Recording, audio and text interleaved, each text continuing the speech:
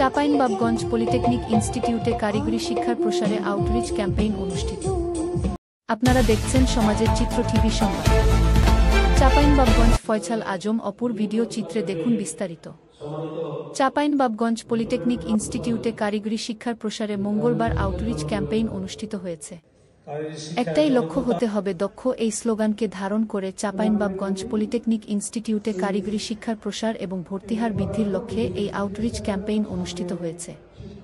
Chapainawabganj polytechnic ইনস্টিটিউটের আয়োজনে জেলা শিল্পকলা একাডেমি অডিটোরিয়ামে এই অনুষ্ঠান অনুষ্ঠিত হয়।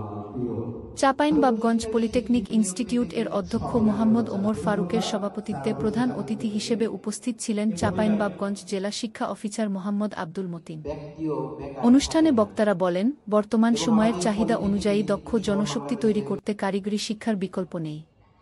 স্কুল পর্যায় থেকেই শিক্ষার্থীদের কারিগরি শিক্ষার প্রতি উৎসাহিত করতে এ ধরনের আউটরিচ কার্যক্রম গুরুত্বপূর্ণ ভূমিকা রাখবে। শহরের বিভিন্ন শিক্ষা প্রতিষ্ঠানের শিক্ষার্থীরা এই আউটরিচ ক্যাম্পেইনে অংশগ্রহণ করে।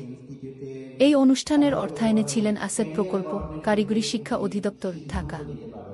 এ সময় বিশেষ অতিথি হিসেবে উপস্থিত ছিলেন চাঁপাইনবাবগঞ্জ পলিটেকনিক ইনস্টিটিউটের উপাধ্যক্ষ সেলিম আহমদ। এছাড়াও অনুষ্ঠানে অত্র প্রতিষ্ঠানের শিক্ষক শিক্ষিকা সহ বিভিন্ন শিক্ষা প্রতিষ্ঠানের শিক্ষক, শিক্ষার্থী সহ বিভিন্ন শ্রেণী পেশার মানুষ উপস্থিত ছিলেন। সমাজের চিত্র টিভি সংবাদের সাথে থাকার জন্য ধন্যবাদ। সবার আগে আপনার এলাকার সংবাদ পেতে আমাদের চ্যানেলটিকে সাবস্ক্রাইব, লাইক, ফলো দিয়ে সাথে থাকুন।